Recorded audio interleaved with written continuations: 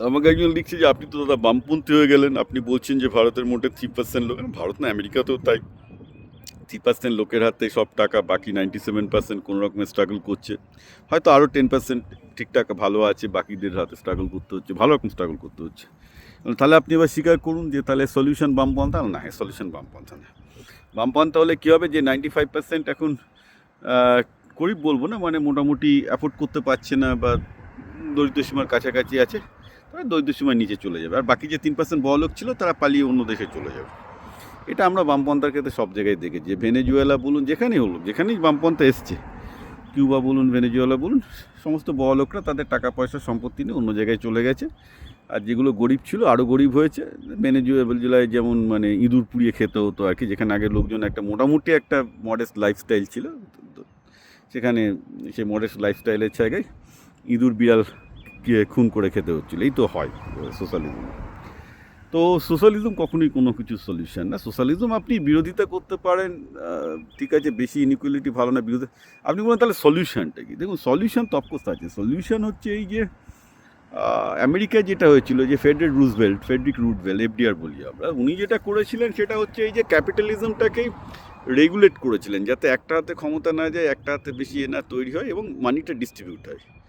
মানে ধরুন, আমি যদি আজকে যদি সফটওয়্যার কোম্পানিতে কেন লোকে ভালো চাকরি পায়, কারণ হাজার হাজার সফটওয়্যার কোম্পানি আছে, কিন্তু অন্যান্য ফিল্ডে লোকে কেন ভালো মাইনে পাচ্ছে না, কারণ একটাই বা দুটো কোম্পানি আছে, মনোপলি হয়ে। তো যদি কম্পিটিটিভ ক্ষেত্র তৈরি করা যায়, যেখানে আদানি আম্বানি থেকে শুরু করে কারোর আপনি একচেটিয়া মনোপলি তৈরি করবেন না, যেখানে অসংখ্য কম্পিটিশন সুযোগ করে দেবেন, অর্থাৎ মার্কেট রেগুলেশন। আমাদের এখানে এফটিসি আছে, কিন্তু এগুলো তো আমেরিকা তো একই ব্যাপার, এগুলো সব ধ্বংস করে দিচ্ছে। আজকে সমস্যা কি, আজকে ফেসবুক, গুগল, এদের একাধিপত্য হচ্ছে সমস্যা।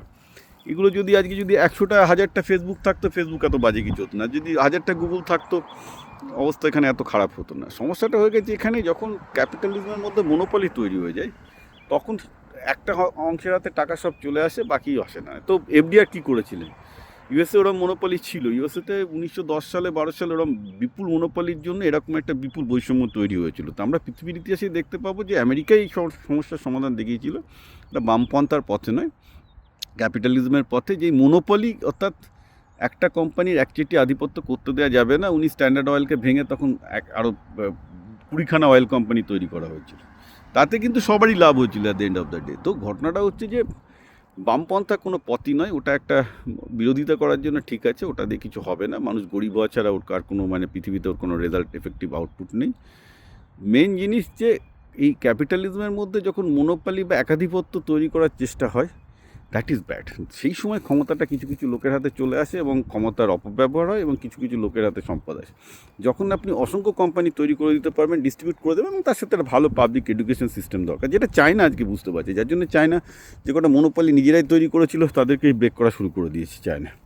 না, চায়নার প্রতি আমার জন্য অনেক ভালো শ্রদ্ধা আছে, কিন্তু আন্ডারস্টুড দ্য প্রবলেম কী হয়েছে। ভারতের তো সব কোনো ব্যাপার নেই, ভারতে এভরিবডি ইজ বট, প্রতিটা পলিটিশিয়ানকে কিনে রেখে দিয়েছে। তো আপনি কী করবেন? আমেরিকাতেও তাই, ভারতকে দোষ দিয়ে কী হবে, আমেরিকাতেও তাই।